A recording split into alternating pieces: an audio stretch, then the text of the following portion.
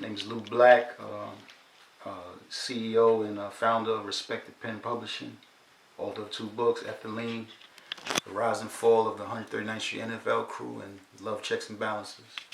What's your earliest recollection of meeting Lamont Coleman? Oh, I knew him since we were kids. Both of them? Yeah. Who'd you meet first? Probably his older brothers, Lee and Don. Okay. Yeah. And growing up, wasn't rapping or nothing like that, just a regular kid. Y'all had a regular childhood? Yeah, I'm a little older than him, so I didn't really like hang out with him. Okay. Yeah, regular childhood. He was definitely a good dude, good kid. You know what I mean? Hustler. Right. You know what I mean? Hustler, Right. always hustling. You know what I mean? And all around good dude. He started rapping, I think, like in '91. Okay. And he was, if anybody knows him, anybody who's a fan of it, he was a beast. He was a lyrical beast, man. When did y'all know that it was real? When did y'all know niggas rapping in the black community? It might be 5, 6 rappers in the projects. When did y'all decide, yo, this nigga working with something? I knew that he was nice just from listening to him rhyme. You understand what I'm saying? He was like, to me, he was like a fan of Big Daddy Kane and real lyricists. He was a fan of them, and you know, he just picked that microphone, and yeah, that was him. That was his niche. You know what I mean? That was his calling. It was nothing stopping him, man. You know what I mean? I knew from the gate. You know what I mean? And I was a fan from the gate, not just because he was from the block. Right. I saw the skill. Anybody who didn't see it, they was lying to themselves. Did you have a favorite Big L song? My favorite Big L song is, I think it's MVP. I like MVP. No doubt. Most Valuable Poet. Yeah, the Most Valuable Poet. Man. Tell me about this. I know we just went through, we got to go through this again. Tell me about this book, man. How long it took you to do it, and what inspired you to write a book about the 139th Street Crew? Was it therapeutic, something that you needed to get out of your spirit, or you wanted to pursue a different vocation or different lifestyle beyond the streets? Well, it was definitely therapeutic. I wrote the book out of basically pain. I just lost my cousin. Tell my viewers which one of the NFL members was your cousin. Gerard Woodley. That's my cousin, my first cousin. And Gerard name is associated with what, if you don't mind sharing again? I know we got. I mean, that's common knowledge. But Gerard Woodley, his name is all over the internet anyway. Okay. Gerard Woodley is the alleged killer of Big L. All right. And he was murdered June 23rd, 2016. And because of that loss, it forced me. It didn't force me, but I picked up the pen to write, and I wrote about our story, our history. Right. And it was therapeutic. It helped me get. I mean, I've never cried that much in my life, except for, I guess, when I was a baby. Right. You know what I mean? And it was definitely therapeutic for me. And I wanted to put the story out. Basically, I was tired of losing loved ones in my block, in my neighborhood. You understand what I'm saying? It's like we lost Reg, L, Lee, and G, and it's like I was tired of losing everybody. It was, you know what I mean? To me, it was like enough is enough, man. Right. And that's what prompted me to write the book. I just felt like the story needed to be told. Did you feel like a burden was released from your spirit once you got an actual physical copy in your hand? I felt a sense of accomplishment because I had never done anything like this before. Right. You know what I mean? I had jobs and stuff throughout the years, but I've always been in the streets, just doing what I was doing. And I think I've just figured like a guy like me to write a book. You know what I mean? I just felt a sense of accomplishment. And I did feel, I was hoping, and hopefully I did, and I will help people coming up under us to, like, not go this route. Right. That's the main message, man. I just don't want people to make the same choices that we made. Why did you use pseudonyms for certain characters. I noticed by reading it, you mentioned a trio of guys that was getting big money as you were growing up in Harlem, and you used different names, but I could tell by the context that it was used in, I knew who you were talking about. But why did you choose to use pseudonyms in regards to those characters in a book that's real? I didn't want to get sued. For real? Yeah. You thought you could be pursued civilly for saying somebody's name? I don't know. I wasn't even. You just wasn't gonna deal with it. Right. What I did was I had a lawyer legally vet this book, and he told me that what names I should change or whatever, and I changed them because the original manuscript had real names. Right. And he asked me about who was who, and we went through the whole manuscript. And he said, "Well, change this person's name, change that person's name." I just didn't want to get sued. When he asked you who is who, did you have to explain to them who the trio was? I did, but he was, he's an old white man. Right. He didn't know what I was talking about. Right. He didn't know what I was talking about, but I did explain it to him. He said, you should change this, you should change that, or whatever. I just don't want no problems. I didn't want no headaches. That's right. all. You know what I mean? So that's why those names was changed. Based on I think a brief conversation we had, you did end up getting some headaches or some flack, like people weren't feeling some of the narratives in the book, right?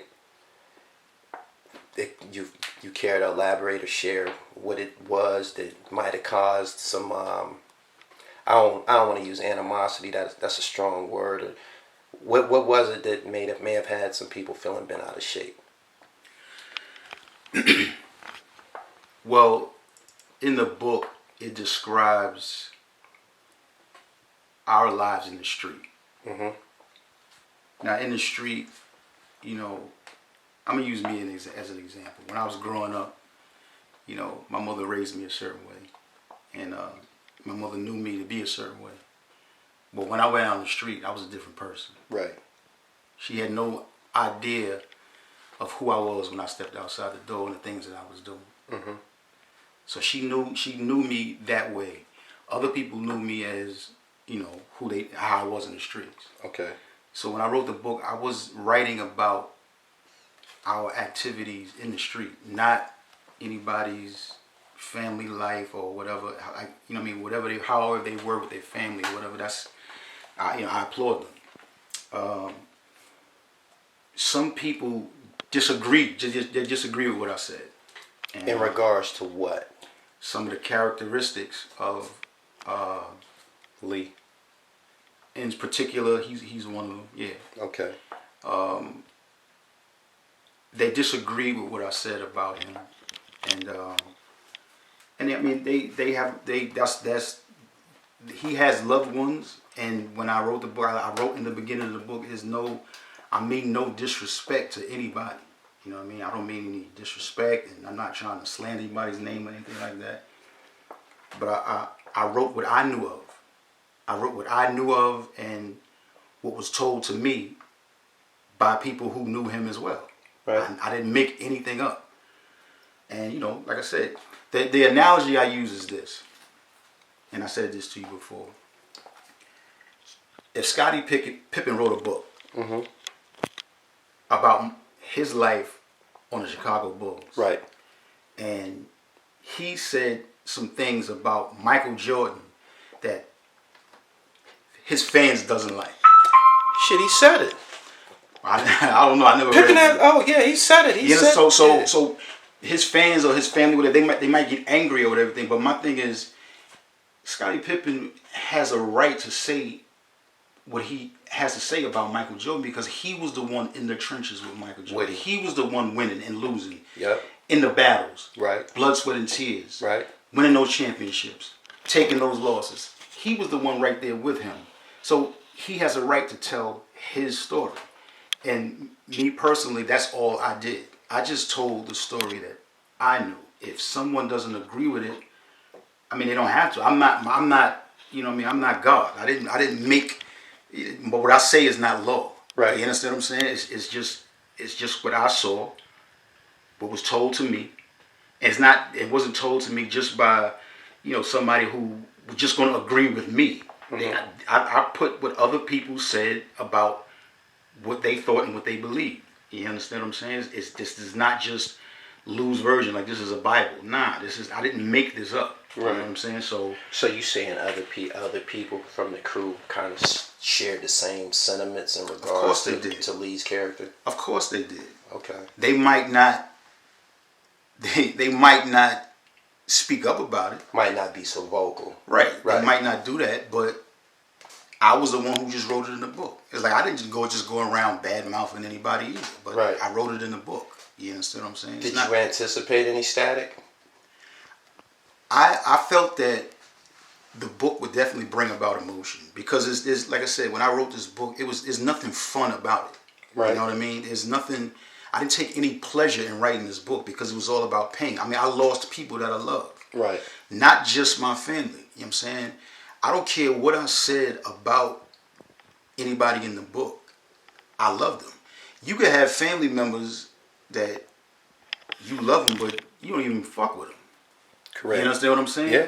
So it's like, if I had problems with G at one time. That was my cousin. I love him. Like, yo, there's times when me and him didn't fuck with each other. Right. I mean, I don't love him no more. Right. You understand what I'm saying? And he wasn't no angel. Anybody who know him know he wasn't an angel. So the same way I feel about that is the same way I feel about anybody else that I wrote about. You know what I mean? It's an expression.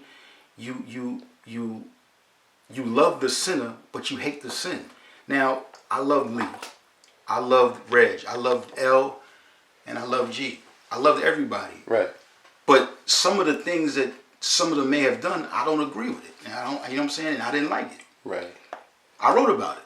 No doubt. You know what I mean? And some of the things that they did, you know, it's what they did. I don't have no control over it. The people that love him, you know what I'm saying, who don't agree with me, they don't have any control over it either. You know what I mean? So he did what he did. That doesn't mean for you to stop loving him, because I didn't even stop loving him. Right. Out of all the things that went down, I still got love for him. Right. You know what I mean? I love everybody. I don't have a problem with anybody. Them your niggas. Those are my niggas till I die. I gotta respect it. You know what I mean? Those are my niggas till I die. When Gerard lost his life, did you feel that had any relation to the Big L incident? Personally. I don't know. I couldn't say. You know what I mean? Like, my cousin, he was in the streets. Okay. He was a gun guy. You understand what I'm saying? He played with that iron. Right. He did things to people. So that could have been something. It could have came from anywhere. You understand what I'm saying? Is that how you always felt? Like, ain't no telling what this was about? Vibes are stronger than pictures. That's a motto that I have. Vibes are stronger than pictures. When it happened, did you get a thought? When I honestly, I had no idea where it could have come from. Mm-hmm.